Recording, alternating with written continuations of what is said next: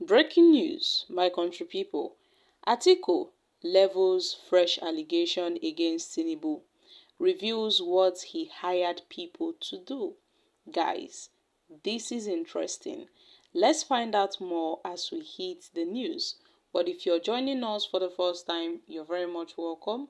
I sincerely appreciate your presence. Kindly subscribe and please don't forget to give us a thumbs up. Thank you.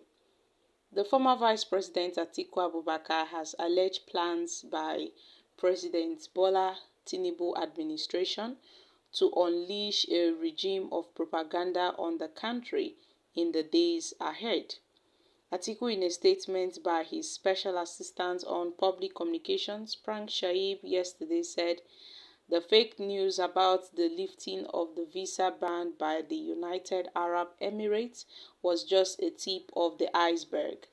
Atiku, the People's Democratic Party (PDP) presidential candidate, claimed that President Bola Ahmed Tinubu had already appointed over 15 media aides to dish out propaganda as a policy of state and distract Nigerians from the deep pains his administration has caused them.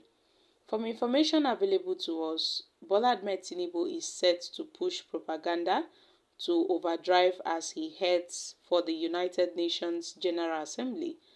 He will claim to have attracted foreign investment amounting to $100 billion, but will fail to provide key details. It's all propaganda, and it is a load of baloney.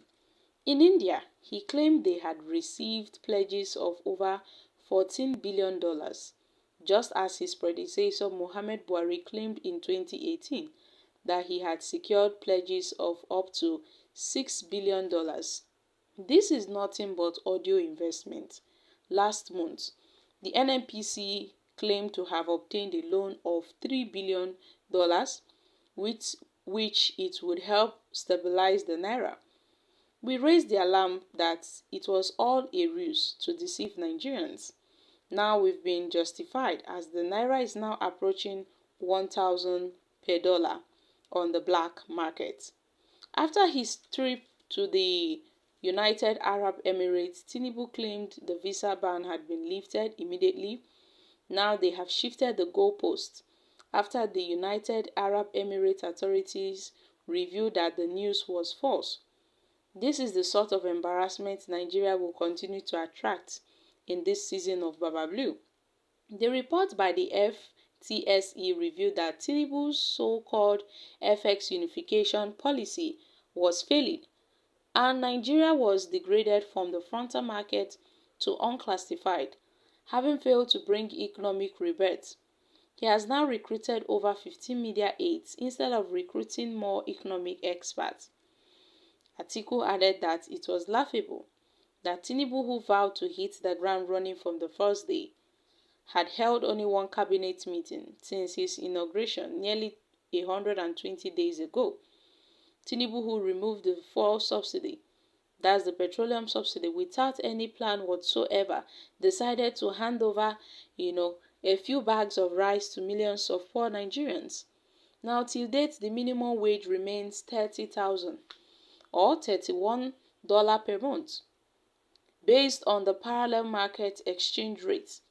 In the meantime, the PDP have asked Nigerians to remain patient as the judicial authorities do their job in righting the electoral fraud that has brought Nigerians to their knees.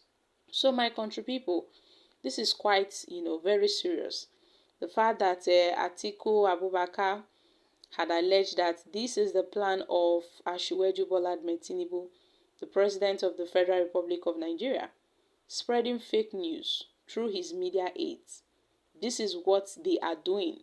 Now, Tinubu went, to the United Arab Emirates and then talked about the news about the lifting of the visa ban was brought by the APC government, the APC administration. They claimed that Tinubu, went there and then they had some discussions and some, dialogues. That's why they had to lift the visa ban. But later on, we got to see that this visa ban lifting is a fake. It's a fake news. when the United Arab Emirates decided to, to make a statement on this, they said, see, oh, we've not lifted any visa ban. Oh. So my country people, Atiku finally has concluded that it seems that Tinubu's administration, Tinubu's government is so good at dishing out fake news, propagandas through his media aides. Tinubu recruited 15 media aides just to dish out propaganda to Nigerians to distract the people from the hardship Tinubu has put them into. So all this is a form of distraction and a form of ruse.